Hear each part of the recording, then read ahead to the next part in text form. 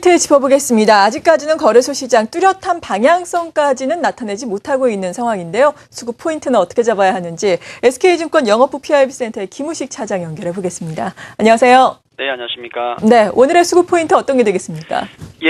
오늘 수급 포인트는 환 얘기가 가장 많죠. 그렇기 때문에 오늘은 달러 강세로 한번 말씀을 좀 드리겠습니다. 수급 포인트가 되겠는데요. 최근에 이제 미국 증시의 어떤 강세, 그리고 또 특징적인 게 또 최근에 단기적인 양적 완화 어떤 축소에 대한 우려가 계속 나오고 있고 출구정량 얘기 계속 나오고 있죠.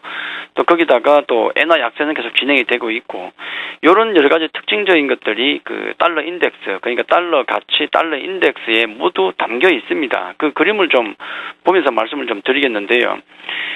아마 아베노믹스를 통해서 그 전부터 그랬지만은 엔화 같은 경우는 작년 말부터 해서 약세로 갔었는데 반대로 이제 달러 인덱스를 보시면은 강세를 보이고 있죠. 한 2월 정도부터 해서 이렇게 강세를 하고 있고 초세 상단을 좀 뚫을 것이냐 말 것이냐를 지금 진행하고 있어요. 어제는 음봉을 좀 맞았는데 이렇게 달러가 강세로 갔던 것은 몇 가지 요인이 있죠. 미국 경제의 회복, 이게 주요한 이유가 되겠고 또 최근에 또 양적 완화 조기 종료 얘기가 나오다 보니까 그를 통한 또 달러의 강세, 이 두 가지가 진행된 겁니다.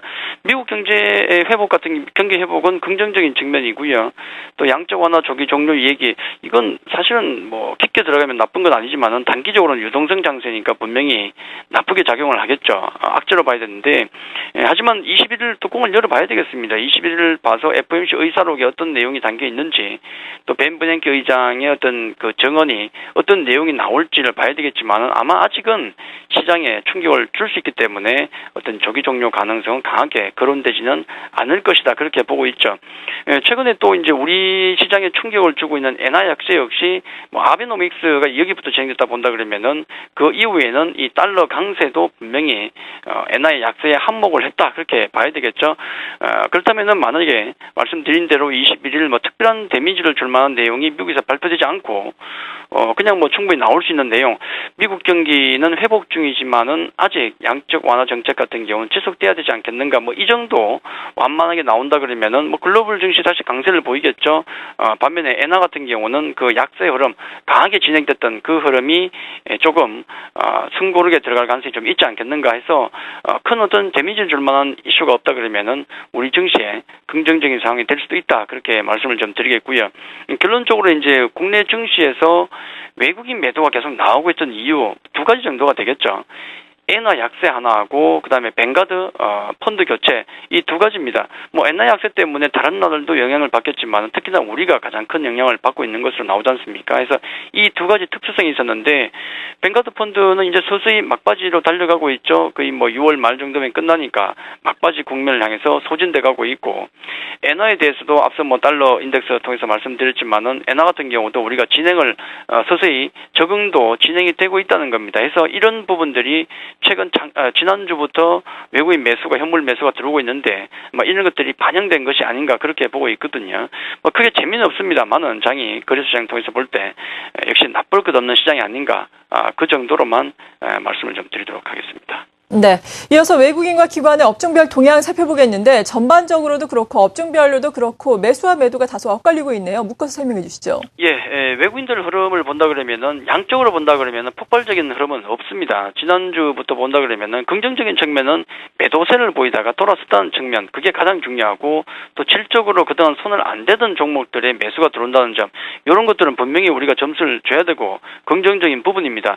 외국인 오늘 전기가스 정도만 매도 나오고요. 화학, 전기전자, 서비스, 통신 등등에서 양은 많지는 않지만 고르게 매수하고 있죠.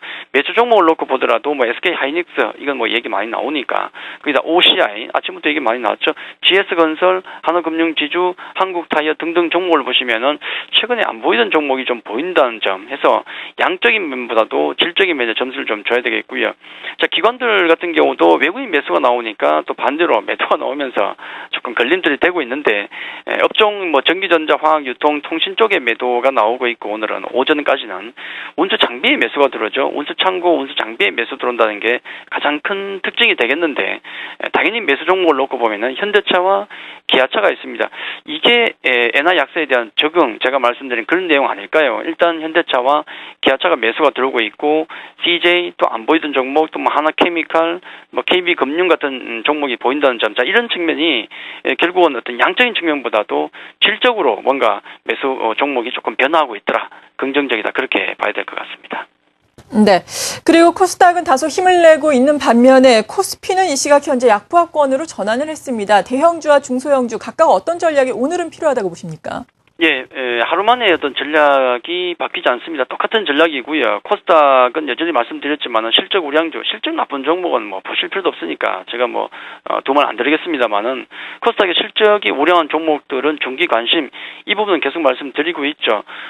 외국인들 매수가 코스닥 쪽에 계속 들어온다는 말씀을 계속 드렸고, 뭐 그게 유효하는 한은 매도세가 지속적으로 추세적으로 나오지 않는 한은 코스닥 쪽은 여전히 좀 긍정적으로 보셔야 될 것 같고요.